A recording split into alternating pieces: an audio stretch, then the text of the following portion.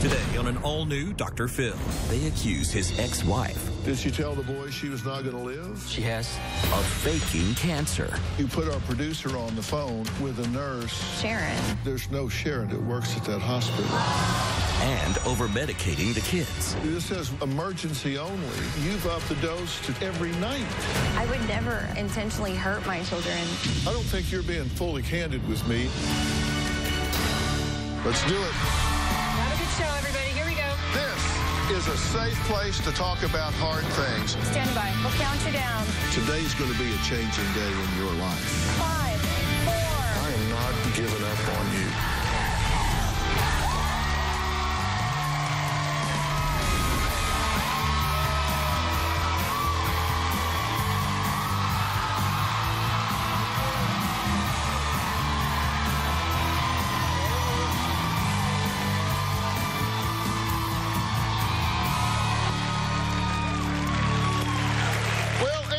To me with a problem that I'm sure many can relate to. She says she cannot stand her husband's ex-wife and accuses her of alienating her from the children. Sound familiar? Yeah, all too familiar. Well, the similarities will probably end there because the accusations get a lot more serious.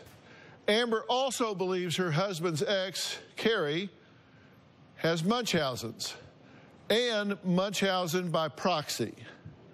I'll explain as we go along. She claims Carrie is over-medicating the boys, and they have missed at least 71 days of school in 1 year due to mom's lack of parenting. But that's not all. Amber claims Carrie is controlling, narcissistic, and unstable, and has even faked her own cancer. Now, meanwhile, Carrie says Amber can't seem to stay in her place and that Amber wants her kids to herself. The very first time I met Carrie, she told me to stay away from her kids, you bitch.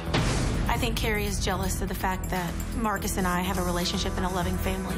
Marcus and Carrie have 2 boys together, ages 10 and 12. I believe Carrie has Munchausen disease and Munchausen by proxy. Carrie is always saying her kids are sick. If the boys are sick, have a cough, her first reaction is to take them to the emergency room. The kids take a lot of different medicines. Nose sprays, inhalers, allergy medicines, pills. Carrie and Marcus's boys have had up to a total of 71 days per year of being absent and tardy at school. It's outrageous. Carrie brainwashes the boys every chance she gets. She can try to make me out to be the bad guy all you want. You are. Has even brought cops to our house saying we were trying to keep the boys from her, and we were not. You showed up at my house with the cops. 2 weeks after they were supposed to be Are you home. kidding? No, I'm not. 2 days. Carrie treats Marcus like crap, calling him a fat loser. You look like you sit on the couch and eat ice cream all day. She will call him a deadbeat father in front of the kids. I really think that she's the deadbeat. Carrie refers to me as the fat cow to her boys. Your wife getting mad at my kids because they didn't give her a kiss or tell her that they love her? So what? She has also called me a stupid, fake, fat bitch. Marcus and I would like to get custody of the boys. We have a stable home and environment and structured living, and we would like to get the boys. Well, Marcus says Carrie controls the co-parenting situation. Take a look. Carrie is controlling, vengeful, manipulative. Carrie's jealous of my relationship with Amber and the fact that we're happy.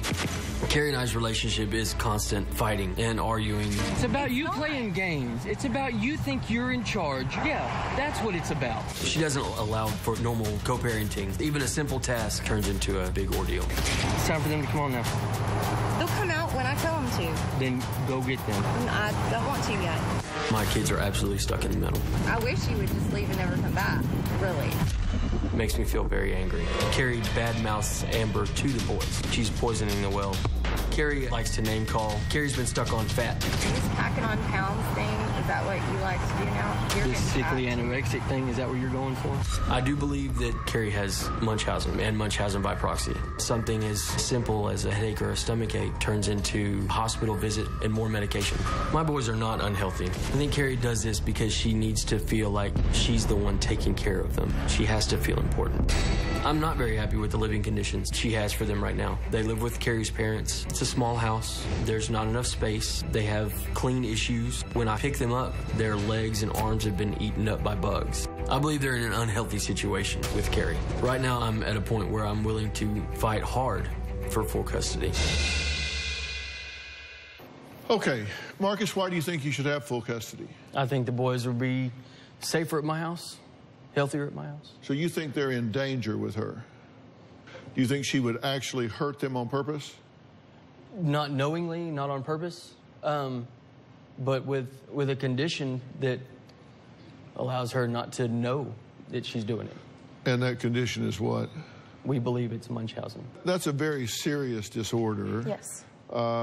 Just so everybody knows, the Munchausen syndrome refers to the most severe and chronic physical form of a group of disorders called factitious disorders. It does include, in part, making yourself sick or causing yourself to exaggerate symptoms or over-dramatize.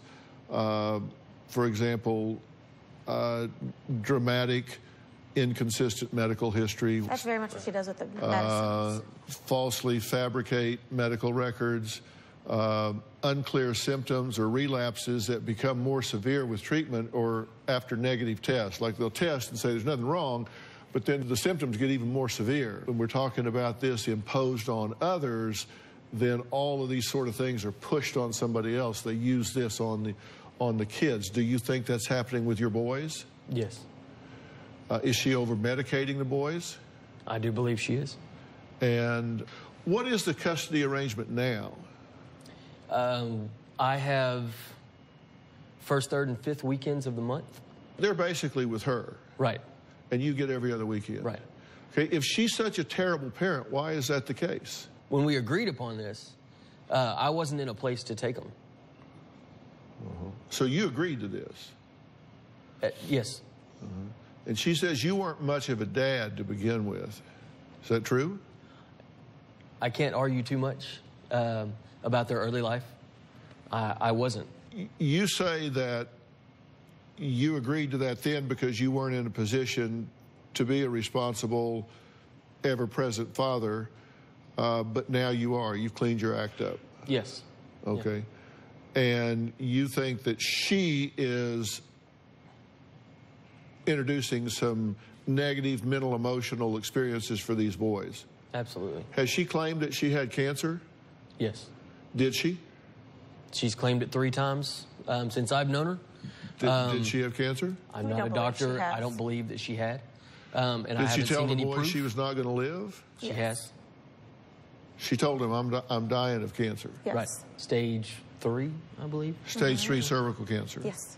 And did she also say it was metastasized, that it had gone into her lymph nodes in her abdomen and that it had spread throughout her body? It had spread, yes. Did she tell him that she had had 8 miscarriages? And that they were buried in a cemetery down the road from her parents' house. And you think she badmouthed you? Oh, I know she badmouths me. All right, when we come back, we meet Marcus's ex-wife and hear what she has to say about the fact that Amber and Marcus want full custody of her boys. We'll talk about that next. Amber's just trying to take my place. My kids have told me Amber wants them to call her mom. That makes me incredibly furious. I'm their only mom. And later, this has to stop. That doesn't mean text me through his phone. Well, you know what? You can play the victim here, or you can put on your mommy pants and grow up. Monday on an all-new Dr. Phil. She says her stepmom is evil. You think she's a hoarder? Oh, I know she is. She hoards animals, too. Her dad is fed up. I've moved into the garage. Most of the time, you're not sober. He's sober right now. Let him talk. You need to mind your own business. This is my business. And the house is disgusting. It is no way to raise a child in that squalor. I will be there for that baby. Well, if you're going to be there for that baby, then get a front-end loader and clean that house out. That's Monday. Carrie claims that she stuck my son with an EpiPen in the middle of the night, and she had never done it before. Carrie watched him sleep at night, told me that he had stopped breathing, so she stabbed him with the EpiPen while he was sleeping. He didn't wake up. An EpiPen is a needle. If somebody stuck you with a needle while you're asleep, you're gonna feel it. I think Carrie made up this whole thing so that she could look like the good mother that saved her son. That way it looks like Carrie's taking better care of the boys. Well, Marcus is concerned his ex-wife Carrie is over-medicating their two boys, but Carrie says she is a great mom, and the real problem here is Amber, who is constantly meddling in the middle. Take a look. Amber has always been too involved with my business, with my ex-husband. Amber is two-faced. Amber is just trying to take my place. The first time I met Amber, I stuck my head in her door and I told her, you need to stay the hell away from my kids. Marcus and Amber are constantly telling me they're a better parent than I am. The one thing that I'm great at is being a mom. My kids have told me Amber wants them to call her mom. That makes me incredibly furious. I'm their only mom. Marcus does pay child support, but it is not consistent and it is very difficult to get any money from him. You don't pay for child support. I know you gotta have I pay plenty. exactly what I'm supposed to pay. Marcus tends to always be volatile, angry at something or someone. I have called Amber and Marcus names. I've called Amber fat cow before. I've talked about Marcus's turkey neck. I want to hurt them in the moment. My kids do have a lot of allergies and asthma. It is ongoing. The boys used to have nebulizer treatments twice a day, nose spray, 2 different pills and 2 different inhalers. And that was every day. I've always been on top of all their medications and dosage. I take them to just about all of their doctor's appointments. I take that responsibility very seriously. Amber has told me that my children are her children. I do believe that Amber would love to get my kids to herself, and that is definitely over my dead body. There is no way that I will ever let that happen. All right, Carrie, thanks for being here. At this point, you think these two are toxic for your boys? I do think, in a way, they are toxic. Okay. And do you think Amber in particular is toxic for your boys? She tends to be the kind of instigator, the ringleader. Does she stir the drama? Yes. Do you think she talks bad about you to your children? Yes, I know she does. Okay, and they've told you that? Yes. I went through everything that you said and made a list of your complaints about Amber, so I want to go through those about Marcus and Amber both. According to Carrie, you say Marcus and Amber cause fights in front of the children. They alienate you from the children, which we just talked about, that Marcus doesn't pay attention to the children, and that Amber takes away their technology as punishment. Sometimes they're electronics and toys, that sort of things. That they always have strangers living with them, that they trash talk you in front of the boys, refers to your sons as her children, and the children return with cuts and scrapes, and that they have to sleep on the floor. When they came to my house for the weekend, and you've got 4 boys that love to play with and like to be around each other, they would pick to sleep on the floor all together, watch TV, and they'd fall asleep in the bedroom. Go home. Returning with cuts and scrapes. Never. They're boys, they play on their bikes and just having fun with friends that live in our neighborhood. As far as the strangers, there are no strangers living in my home. One was my biological brother for about 4 to 6 months, and the other one was a friend from Europe that we brought here from a mission trip that we took in March. We do not talk trash about Carrie. We will talk to the boys with them about Carrie. It's like the instance they told me that Carrie said, I'm not their stepmom and technically not part of their family. We had a discussion about it because that's not right. I am their stepmom. You know, we heard you say that you wanted her to stay out of your boys' lives. In the beginning, when I first found out about Amber, I was dating Marcus. He was coming. Y'all divorced in 09, and I'm y'all aware of separated in that. 07. And we were dating. That was 2011. Okay. He was coming to my house every other weekend and staying with me. So yeah, it disturbed me because I was like, who is this woman? And so I did say that. I said, you need to stay away from my kids. You guys had an exchange with regard to custody. Let's take a look at this. I wish you would just leave and never come back. Wish you would leave and never come back? Okay, it makes sense now.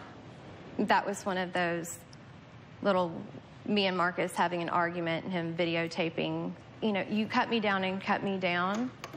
You know, like when I get told how bad of a dad I am, how bad of a father I am. It's always two on one. Handle my situation. It is always 2 on 1, always.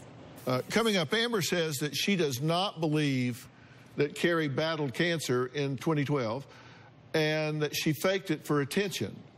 Carrie says, not true. We're going to talk about that, and we're going to talk about the children's health when we come back. You have had cancer 3 times. You put our producer on the phone with a nurse, Sharon Hodges. She confirmed ovarian cancer. Well, we had one more question, so we called back to that hospital and asked for Sharon Hodges. You're just a loser, Paul. You're the failure of a parent. You're the failure of a parent. Why are you dating a 14-year-old child? That's a 4th-degree felony. You have no job. You are living in the car. I have 2 vehicles. Does the other one have a windshield? My stepdad is guilty of molesting me and my sisters. You know what you did. I didn't do what you said I did. Oh, yes, you did. Your daughter's 14. You say, I'm giving her dope because all kids smoke dope anyway. You have messed her up. You just want to turn it into I'm the bad guy. You are providing your child with alcohol, allowing her to have sex. You are committing a crime. Plus, a woman he's never met. My fiancée, Kimberly, is a truly awesome woman. She's currently stuck in Amsterdam. And she needed money to get home. An act of betrayal. You didn't send Kim any money? No, I didn't. You scammed me out of $200,000, and if I could find you, I'd kill you. A shocking revelation. She's not in Amsterdam. She's here. Come on out.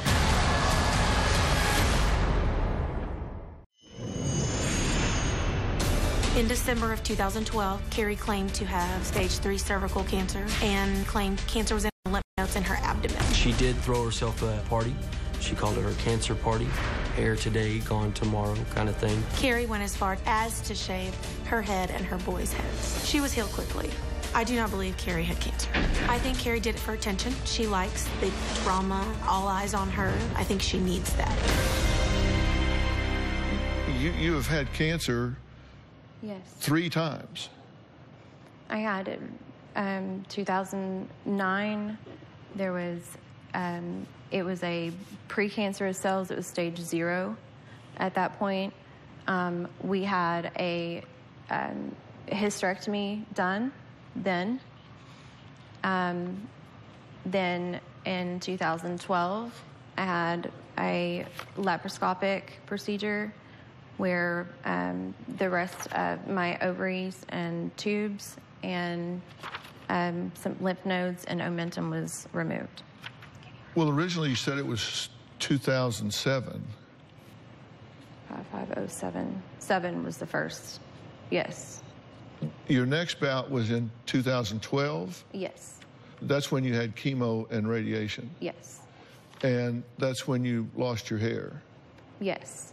And you shaved your head? Yes, we did. We asked you about this when we talked to you earlier, and here's what you had to say. So you've had some health issues? Yes, I've had some health issues in the past. What happened? What were your health issues?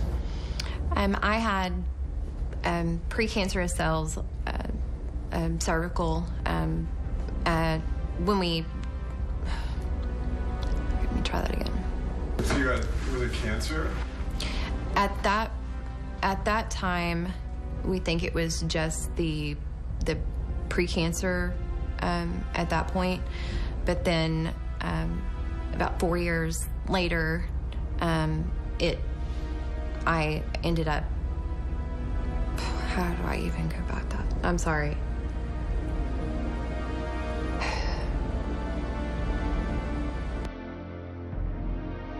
Several years later, it was told to me that the cells had developed into cancer. And so we had to do more procedures and treatment that time. And at that time, I did lose my hair, and it was a very scary, emotional time in my life. But you didn't lose your hair, you shaved your head.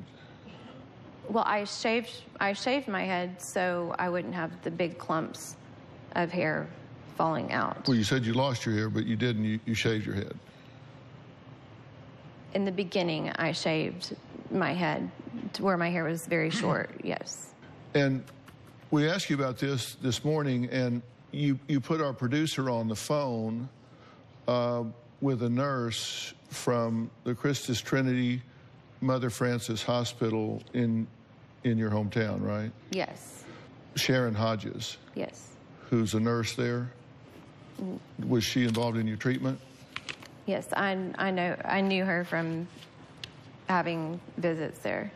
So when you had your surgery and your chemo and your radiation, she treated you? Well, she was one of the nurses there. And so the producer talked to her, and she told the producer that you went through cancer treatments, several months of chemo in 2012, and confirmed ovarian cancer. We asked for Sharon's work email so we can also get an email confirmation, and she wouldn't do that. She said she was worried that she would get in trouble. I called, and they had told me I needed to sign, records release and things, so I don't know if...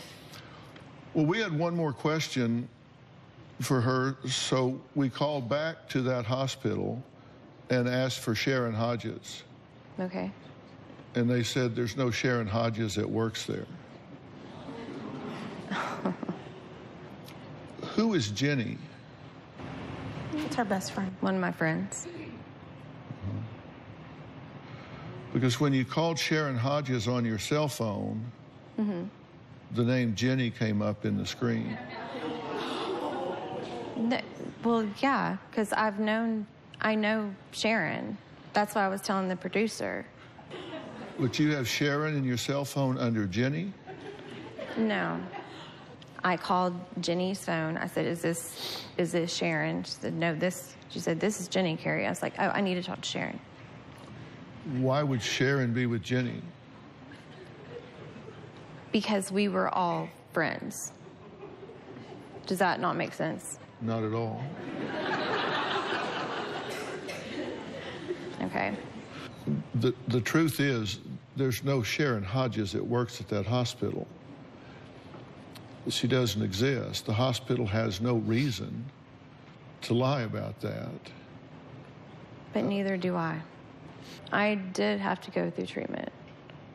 I did have to go through chemo and radiation. So when you put our producer on the phone this morning speaking to Sharon Hodges, they were actually speaking to Jenny? No, that still wasn't Jenny. Who was it? Her name is Sharon. What was she doing at Jenny's house? Neighbors now. I know it seems so coincidental. I'm just hoping you'll clear it up for me so I can understand. Well, I'm kind of confused at the same time, so I don't really know how I can clear things up for you. Coming up, Amber and Marcus claim Carrie has Munchausen by proxy because of the way she over-medicates her sons. I'm going to ask her about that after the break. See, this says 1.5 emergency only, and you've upped the dose. I didn't change the dose. And it's the wrong child. I would never intentionally hurt my children. I'm just saying there's some fishy stuff going on here about medical perception.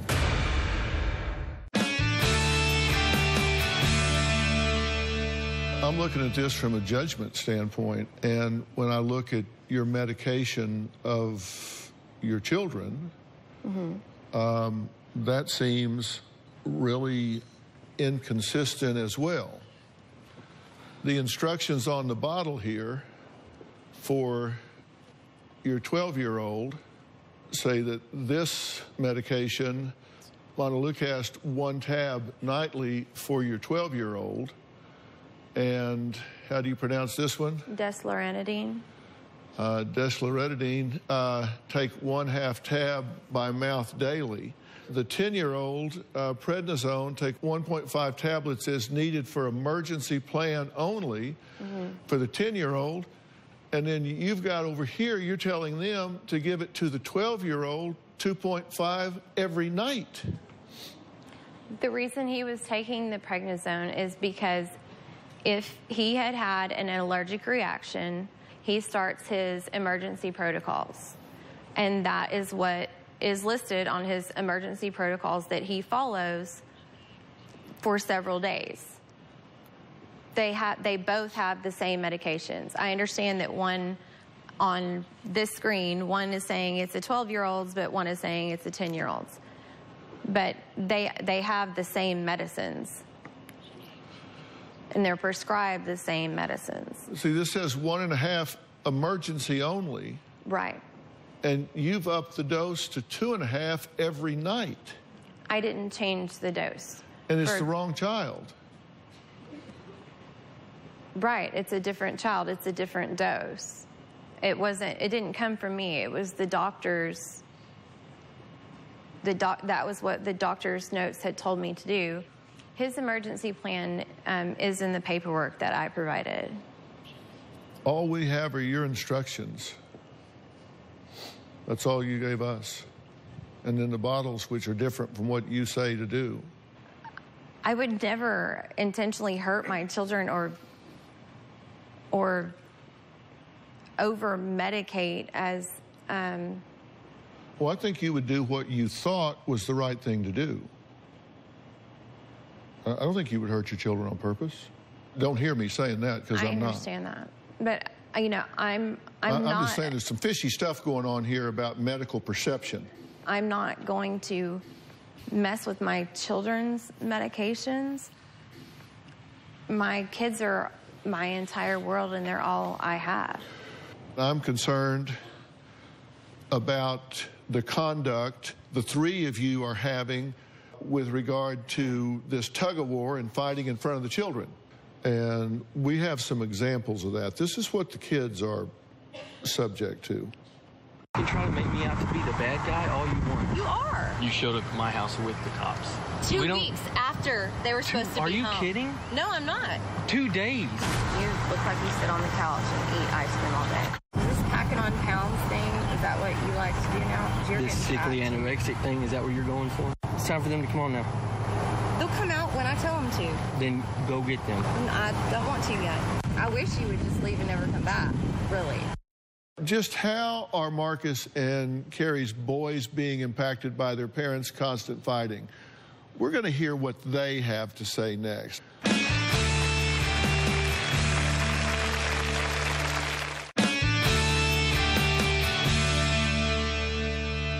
Well, Carrie says Marcus and Amber will get custody of her boys, quote, over her dead body. But how do the children feel about all the fighting between 3 adults? Whose side are they on? Take a look. I do think my parents fight more than other parents. It hurts, and I don't like them fighting. It affects me emotionally. I've heard them, but I never got what they were saying, so I never really understood it. When Child Protective Services, for example, comes in and looks at the fitness of a parent, they look at 10 different factors. And number one, they look to see if you're able to provide a safe, stable, secure environment. That's mentally, emotionally, physically, all of that. Are you able to do that? Do you maintain a loving, stable, consistent, and nurturing relationship with the child? Are you attending to the daily needs of the child, such as feeding, clothing, and physical care? Do you attend to the adequate education for the child? Are you providing for the financial support of the child, the ability to identify and prioritize their needs ahead of your own? Do you empathize with and meet the child's needs? Do you have any ability to regulate your impulses and emotions instead of just letting them fly and just no impulse control? Can you assist them in developing and maintaining appropriate interpersonal relationships? Do you exercise appropriate judgment regarding their welfare? And I guarantee you, if I go through here and grade y'all's paper, you get about a D-. This has to stop. Mm-hmm. Agree. This has to stop. Your role in this is the hardest of all. What you can do is support him in fathering his children. She's the mother, he's the father, you support the father.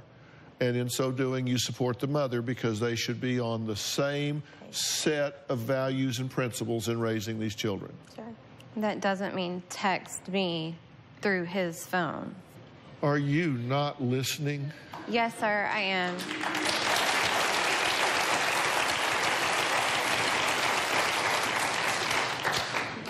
I didn't want to come out here feeling like it's 2-on-1, but yet it's always like that. Well, you know what? You can play the victim here, or you can put on your mommy pants and grow up.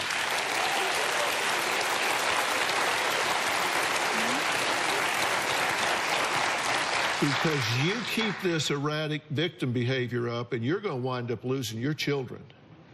And that needs not to happen. You need to grow up, and you need to deal with these children in a mature fashion. And you have not been forthcoming with me, and I am trying to be as supportive as you as I can be. And you need to hear what I'm telling you. You need to hear what I'm telling you. There is nobody working harder for you right now in this room than me. And you need to hear me, because I know what's around the next corner if you don't stop what you're doing and start doing what you need to be doing. We'll be right back.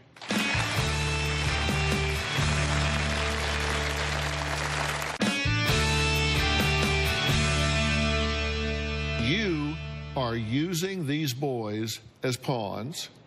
You are using their medical circumstance and situation to dramatize your relationship with them. You're using your own medical situation to dramatize your life and your situation. And you can roll your eyes and get sanctimonious all you want, but I'm going to tell you what, if they decide to drag you back to court and they appoint an ad litem for these children, that is somebody that does not work for you, does not work for him, but they investigate this situation, they're going to find out whether there's a Sharon Hodges or whether there's not. They're going to find out whether you had metastasized cancer or whether you didn't.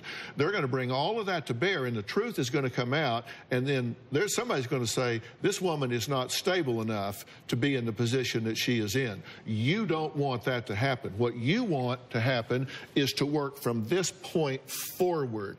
You don't want a lot of scrutiny right now, so you don't want to go there.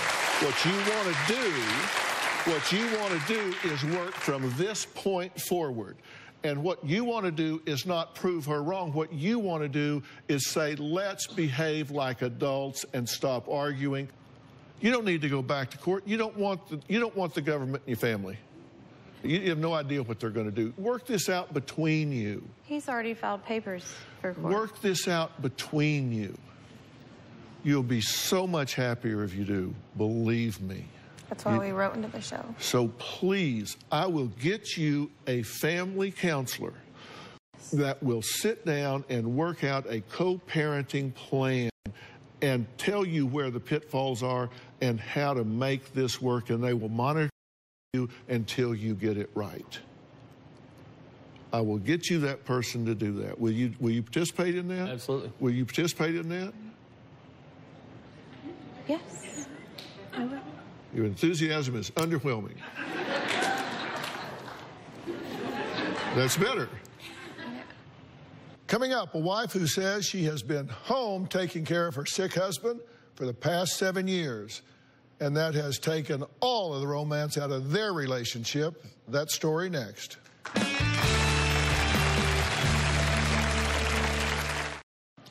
Finding love, getting married, and raising a happy, healthy family is a life goal for most of us. But what happens when the person you married is stricken with a serious illness and your primary role changes from spouse to caregiver? Well, that's exactly what happened to my next guest, Deb. She and her husband, Rodney, have been married 22 years and have 2 teenage children. Then in 2000, Rodney was diagnosed with a rare genetic disorder. Now, for the family, and especially Deb, life and marriage would never be the same. My husband, Rodney, is the love of my life. Since Rodney became ill, my relationship has changed from wife to primary caregiver. It's necessary to care for him on a daily basis in a way that I was never expecting. That looks good. What I do for Rodney on a typical day is a lot of food preparation. I also take care of his medications. I'm often overwhelmed with the day-to-day life of caregiving. Many times I feel I don't have the energy for my children's needs. It's not fair because they need me too. All right, dear, it's on the table. Got your oxygen? There really isn't a whole lot of time left for me after I care for Rodney and the kids. I really don't remember the last time I did something for myself. I am determined not to let caregiving become my sole identity. If I had a job, that would be a different scenario, but this is my job. My main concern is keeping Rodney alive on a daily basis. I will never give up on Rodney. That's what love is. Love you. Love you too. Well, joining me are Deb, as well as AARP caregiving expert and psychologist, Dr. Barry Jacobs. So welcome to both of you. Thanks for being here. So, Deb, I know this is a challenge. So what are some of the difficulties you experience as a spousal caregiver? Certainly, one of the difficulties is I was expecting a partnership when we got married. That was what we agreed to. There's also the difficulty with intimacy. And also, there's just an awful lot of grief about the life that we lost. Dr. Jacobs, how big a problem is this in families today, the way people are living their lives? Situations like Deb are increasingly common as the American population ages. If you aren't presently a caregiver, at some point in your life, you're likely to be a caregiver, or you're likely to need a caregiver. Right. Unfortunately, spousal caregivers have it the toughest. As Deb mentioned, it's not just that the caregiving work itself is so hard, but it's that the loss of intimacy with a partner occurs very, very often. So what kind of effect can that have on the marriage? We know that the nationwide divorce rate is around 40%, but among couples dealing with serious chronic illness, that rate is certainly higher. So is there something people like Deb can do to help them feel less alone and less stressed? Absolutely. So AARP has a toll-free helpline for caregivers to call Monday through Friday, 7 a.m. to 11 p.m. Eastern Time, to provide information and resources. And there's a great website specifically for spousal caregivers, wellspouse.org. And when they call or go to that website, what are they going to get? They're going to be able to get information about local resources in their community, as well as just to hear an understanding voice about the kinds of things that spousal caregivers go through. Okay. I think it's so important that you've got to take care of yourself and prioritize, right? I know that sounds like a cliche. It's very difficult. Well, I know it's difficult. You know, this is something that Robin talks about a lot. Robin, you say this all the time about taking care of yourself, true? I'm the matriarch of our family. I have a very important job to do and have over the years. And if I don't take care of myself, if I don't put myself at the top of the list, then I won't be able to do my job, and that's to take care of those I love. So I live it every day. I put myself first so I can take care of others. And, you know, sometimes you can feel selfish doing that, but you really can't. And you can't give away what you don't have. That's true, too. And if you let yourself become emotionally bankrupt, if all you ever do are make withdrawals, and you don't ever take time to make deposits back into that account, that you can wind up being emotionally bankrupt, and then you just don't have it. Also physically sick. That also happens to people. Absolutely. And there's another resource, because Dr. Jacobs has co-authored with his wife a great book for AARP, and it's Meditations for Caregivers. And what inspired you and your wife to write this book? We know that caregivers in the midst of really difficult caregiving can lose their sense of identity and neglect themselves, and that then makes them prone to burning out and needing care for themselves. So we decided to write a book that would provide inspiration and emotional motivation for caregivers to help minimize the strains and maximize the possible gains of taking care of a loved one. Look, this book has stories of hope, advice on ways to minimize stress, and suggestions on how to bring joy and relief to a difficult situation. It's like you have to make an appointment with yourself. You've got to make that appointment, set that time aside, where it's meditation, relaxation, whatever you've got to do, you've got to set that time aside for yourself. It's not easy. No, it's not easy, but it is easy to lose yourself. Yeah, it is. Listen, if you or someone you know is taking care of a sick or older loved one, there are resources and help out there. Now, one of the best places to start is aarp.org/caregiving. Now, they have an online caregiving community you can chat with, and aarp.org is a great website in general. I strongly recommend it for anyone, and it doesn't matter what age you are. And audience, because Dr. Jacobs said, if you're not caring for a loved one today, you probably will at some point. Everyone in the audience is going home with a copy of his AARP book, Meditations for Caregivers. All right? I want to thank all of my guests today, and a special thanks to AARP and Dr. Barry Jacobs.